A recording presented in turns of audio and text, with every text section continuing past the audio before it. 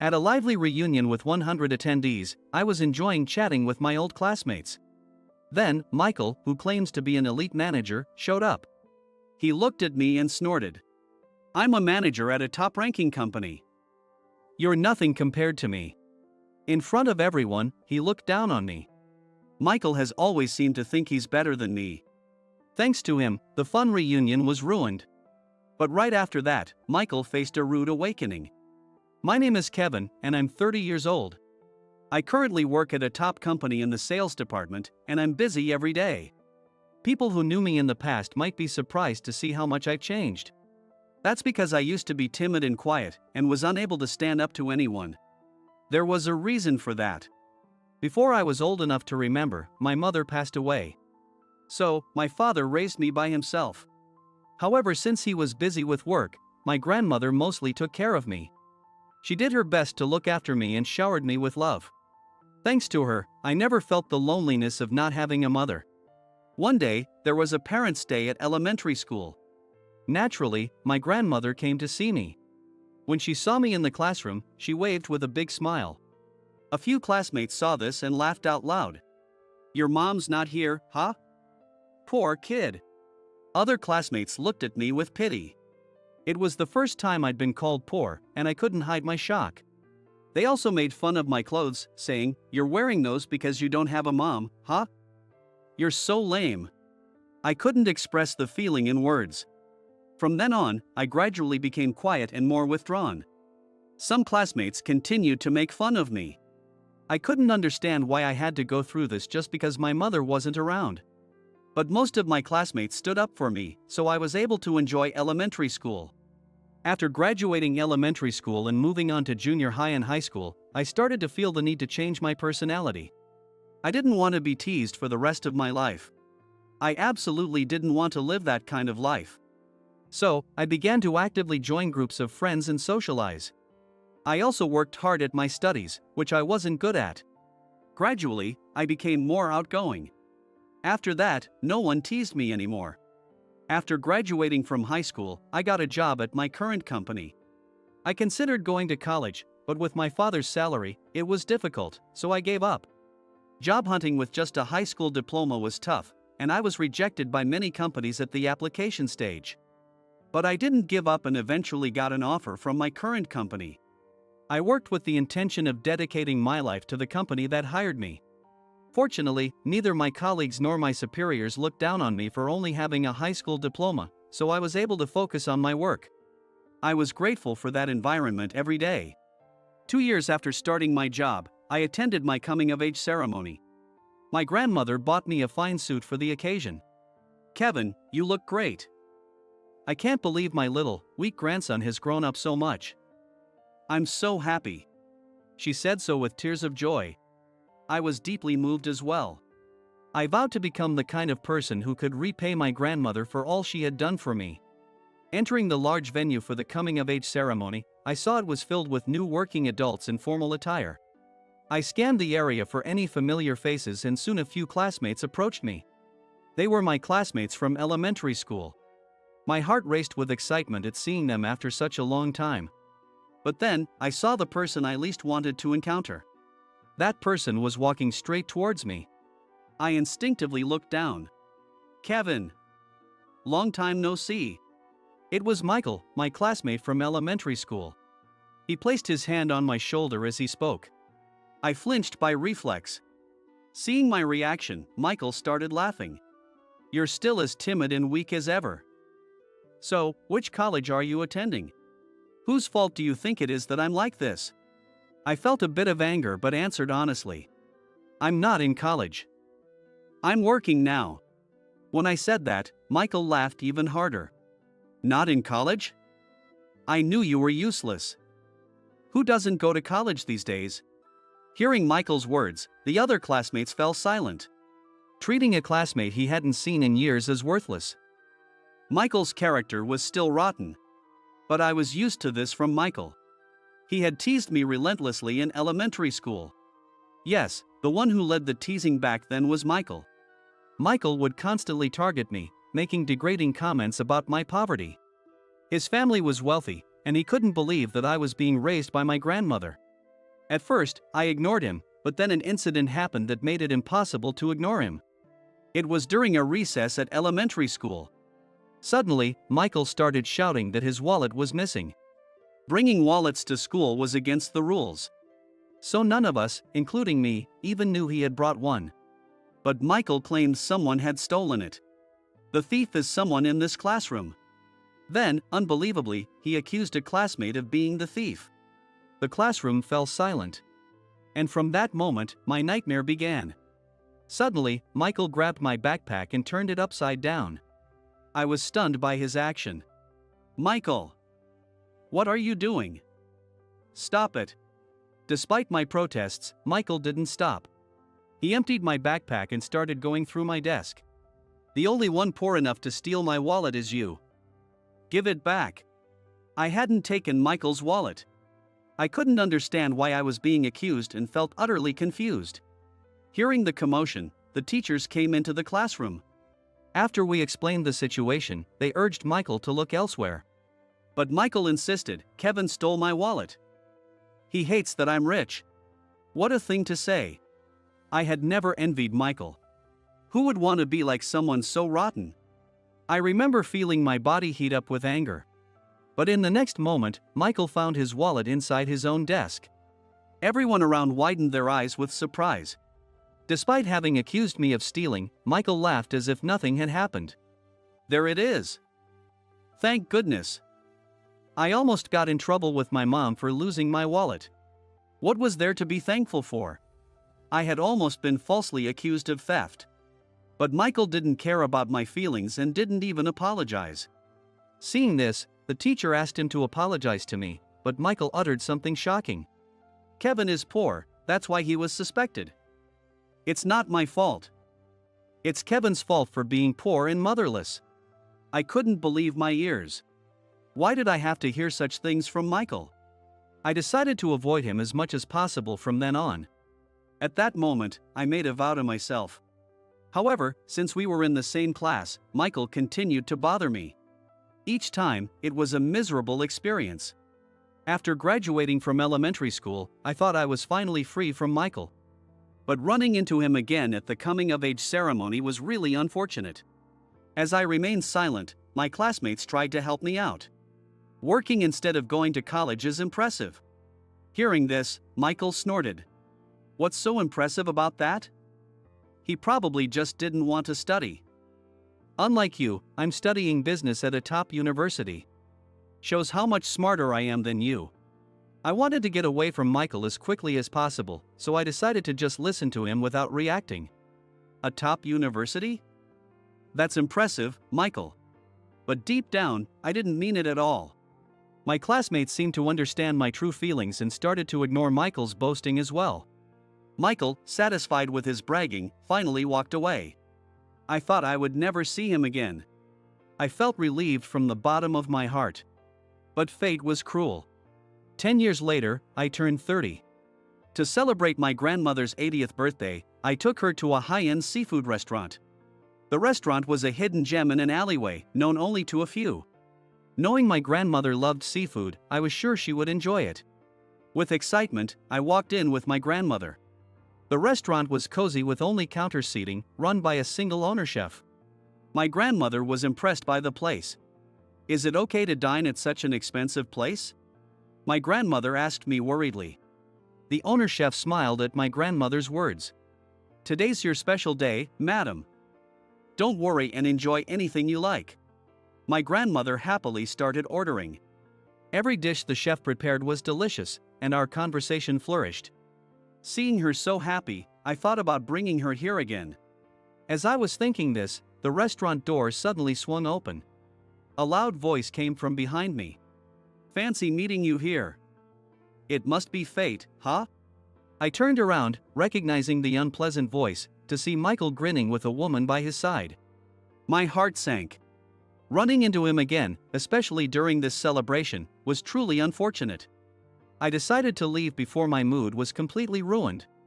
Just as I was helping my grandmother up from her seat after finishing our meal, it happened. Michael started talking about himself again. "This is my fiancée.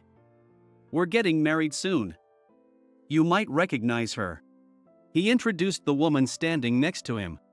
She looked somewhat familiar, but I couldn't place her. Then Michael continued, proudly. "It's Alyssa, the cutest girl in our elementary school class. Don't you remember? Maybe you didn't care because you were such a gloomy guy." Alyssa. Oh, that's right, I vaguely remember her. But it didn't matter to me at all. "Congratulations," I said, trying to leave the restaurant. But Michael wouldn't stop talking. "If you want, I can introduce you to someone good too. Though, they'd probably hate a dull guy like you." I couldn't believe he was belittling me in front of my grandmother. I was shocked that Michael's character hadn't changed at all in 10 years. My grandmother's face turned worried in an instant. I could see the owner chef watching us anxiously from behind the counter. I started shaking with anger and, without responding, hurried out of the restaurant with my grandmother. I didn't need Michael to introduce me to any women. I was seething with rage. Once outside, my grandmother looked at me with concern. "Did something happen between you two?" He was being very rude. To ease her worries, I lightly explained that Michael had teased me in elementary school. "He's always been like that. He's not worth worrying about. I'm better than him now." Hearing this, my grandmother looked relieved and began to smile. "Kevin, you've become so strong. You used to come crying to me over the smallest things. You've really grown up." "Come on, Grandma, I'm 30 now," I replied, laughing with her. Despite Michael's unwelcome appearance, the birthday celebration turned out to be very enjoyable. But I couldn't shake the feeling of unease. Why did I keep running into Michael, someone I didn't want to see? Was this some kind of fate? I hoped I wouldn't see him again. Seeing him always brought me down. But fate was not so kind. A few days later, I was at work as usual. It was a day for outside sales. As I walked with my colleague Mark, I saw Michael ahead of us. I was speechless at my bad luck. Again, I thought, trying to walk past him without being noticed. But Michael spotted me. He immediately approached and started talking.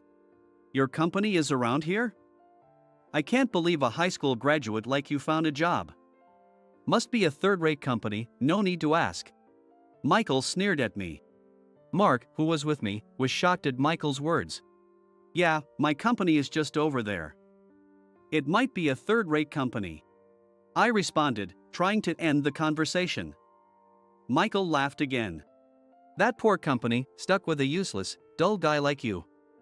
No wonder their performance is poor. I should lend you some of my brains." Here we go again. Michael just couldn't resist looking down on me. I was too exasperated to even respond. Mark, standing beside me, looked irritated and said, "Kevin, we need to get going. It's a waste of time dealing with someone like him." Michael's face turned red with anger. But I followed Mark's advice and said, "I'm heading out for sales calls now. I'm busy, so see you around," and started walking away.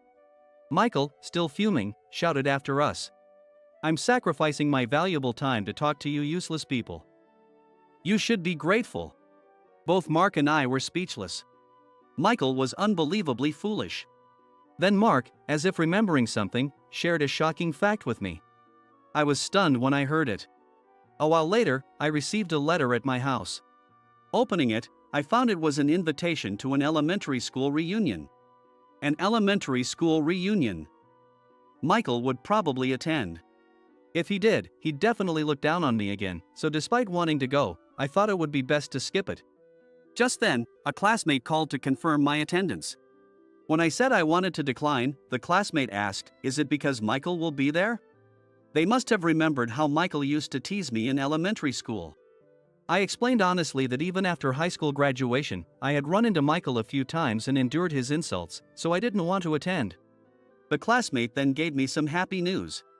"Don't worry. Michael isn't coming, he has other plans. So feel free to join us." Huh? Really? If Michael wasn't coming to the reunion, I had no reason not to go, so I decided to attend. Without Michael, it seemed like it would be a fun event, and I felt excited. On the day of the reunion, I dressed in the outfit I had prepared for the occasion and headed confidently to the venue. The reunion was held in a large restaurant in town, a grand event.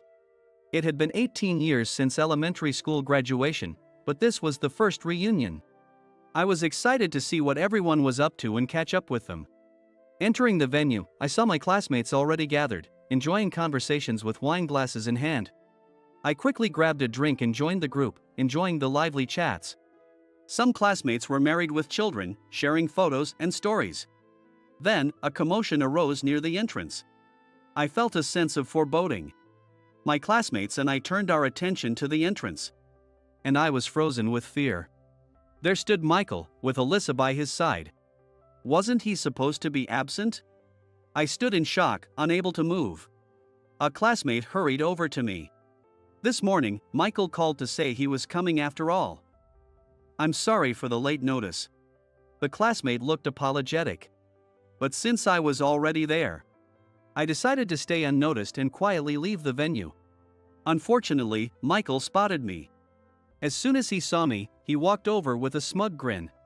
Leaving already? I'm here too, let's chat more. Other classmates were watching me. Although I wanted to leave immediately, I didn't want to ruin the atmosphere. Reluctantly, I decided to stay a bit longer. One of the classmates spoke to Michael in surprise. I'm shocked. I never expected you to be dating Alyssa. Michael wore a smug expression. Back in those days, I didn't pay much attention to girls, but apparently, Alyssa was famous among the boys for being cute. Alyssa blushed. We met through a mutual friend. I heard there was someone who graduated from a prestigious university and worked at a top company. And it turned out to be Michael. We started dating and quickly decided to get married. Even I'm surprised at how fast it all happened.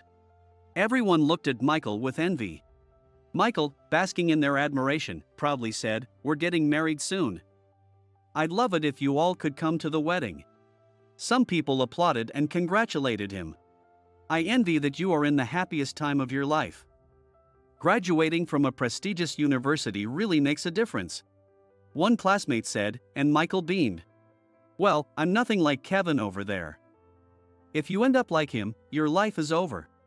I couldn't believe he would say something like that at a reunion. I was too shocked to speak. While I was struggling to contain my anger, Michael dropped a bombshell. I'm a manager at a top company. Unlike you, who will be stuck working at a third-rate company for the rest of your life. In front of 100 classmates, Michael looked down on me. I had reached my limit. Then, a classmate exclaimed in amazement. Aren't you working at that top company, Oakwood Corporation? Being a manager there is impressive. I was stunned. That couldn't be true. What was he talking about? I calmly asked Michael. Which department at Oakwood Corporation are you a manager of? Everyone turned their attention to Michael. He started to panic. What does it matter to you? Why should I tell you? A classmate nudged Michael, laughing. Come on, don't be shy. It's not like it costs you anything to tell us. A classmate said jokingly, making Michael even more flustered. Encouraged by the classmates, Michael reluctantly muttered in a small voice, the sales department. Cheers erupted from the classmates. A sales manager at Oakwood Corporation? That's incredible. The sales department there is known for being highly competitive. Way to go, Michael. Michael looked proud again. But everything he said was a lie. I couldn't let him continue to deceive everyone. It was time to reveal the truth about Michael. Oh, really? Who approved the new manager? Huh? Michael looked confused. Everyone turned to me, puzzled. Michael, when did you become the sales manager at Oakwood Corporation? Michael glared at me. About 6 months ago. Why do you care? Even if you're jealous, you'll never work at Oakwood Corporation. Our classmates were holding their breath, watching the exchange. I couldn't help but laugh. What's so funny? Because, Michael, you becoming the sales manager at Oakwood Corporation is impossible. And you saying I could never work there is quite ironic. What? The room fell silent. Then, I revealed the truth. I'm the sales manager at Oakwood Corporation. My classmates stared at me with wide eyes, clearly in disbelief. No one seemed to believe what they were hearing. Michael seemed too shocked to speak. There's no way. You're just a high school graduate. High school grads can't work at Oakwood Corporation. You must be at some third-rate company. I showed Michael my business card, which I happened to have with me. It clearly stated that I was the sales manager at Oakwood Corporation. The classmates began passing my card around, and the room buzzed with excitement. Michael's face turned pale and he started to tremble. Kevin, a sales manager at Oakwood Corporation. Michael was completely bewildered. Indeed, Oakwood Corporation doesn't hire high school graduates now, but they did when I joined. I started in the sales department right out of high school. Michael looked even more shaken, almost collapsing. Yes, I actually work at Oakwood Corporation. Currently, I serve as the sales manager. The path to becoming a manager wasn't easy. Being a high school graduate meant I had to work harder than my college-educated colleagues. I spent countless hours working, sometimes even sleeping at the office. Through perseverance, I achieved top sales results in the department. This made me well known within the sales team. And this spring, my efforts were recognized, and I became the youngest manager in the company's history. I could hardly believe it myself when I got the promotion. It felt like a dream. Now, as a manager, I strive to make the sales department even better every day. That's why I knew it was impossible for Michael to be the sales manager at Oakwood Corporation. Moreover, Michael wasn't an employee of my company. Michael, what's going on? Alyssa, who had been quietly listening, raised her voice in shock. Other classmates were also puzzled. Does this mean Michael has been lying to us? The room erupted in murmurs. Michael stayed silent, not knowing what to say. Since he wouldn't admit it, I decided to reveal the truth. Why lie, Michael? You work in the sales department at Johnson Industries, a subsidiary of Oakwood Corporation, don't you? Michael looked at me in disbelief. Alyssa was stunned. How do you know that? Michael stammered, trembling. A loud voice emerged from the crowd. I told him. Do you remember me? Mark, with a sharp gaze, stared at Michael. Michael seemed to recognize him instantly and was taken aback. You're Mark from university. We were also in elementary school together, right? And you were with Kevin earlier. Are you also an employee at Oakwood Corporation? Yes, I am. You teased me endlessly back in elementary school, remember? When I found out we were going to the same university, I was really upset. But you seem to have forgotten all about me. Now, I'm working in the sales department at Oakwood Corporation.